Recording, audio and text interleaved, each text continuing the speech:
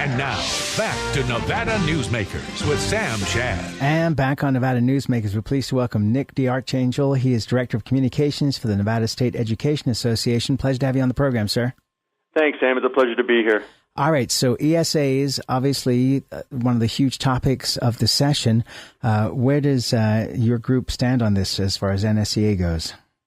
Well, the Nevada State Education Association is firmly committed to a quality public education for all Nevada students, and the ESA private school vouchers stands in the way of that vision.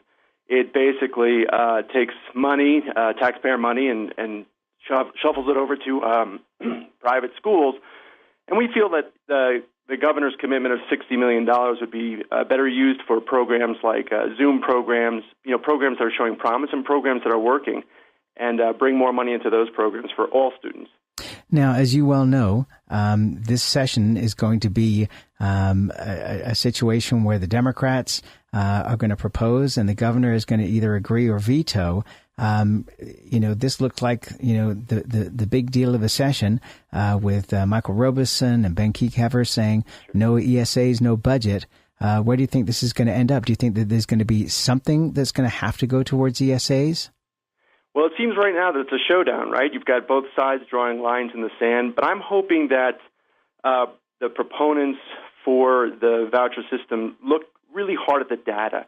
Look at the studies that show, even by proponents, there's a phenomenal study by the Fordham Institute that came out in July where they say, look, we know this isn't going to be very popular. We support vouchers, but the fact is that students that use the voucher programs have a decline in English and math scores. I think when you look at the results of this, the return on investment just isn't there. It's a program that just shouldn't get off the ground. I think that with this data put forward, I think with good conversations, that instead of that program, we'll see money go towards the governor's other programs that are showing promise. Are you concerned that it seems from the Las Vegas Sun stories that the zip codes for which most of these ESA applications are coming from are middle and higher income neighborhoods rather than poor? Would you be more supportive if there was more effort made to include poor schools or poor areas, I should say?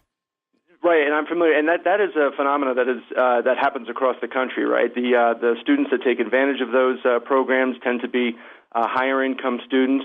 But to answer your question, no. And the reason why is because we know that it doesn't help any student that takes advantage of the vouchers, but it also hurts the students that are left behind in public schools. So if it was expanded and there was something that allowed lower income where they were suddenly entering into the program, it still wouldn't solve underlying issues with public schools.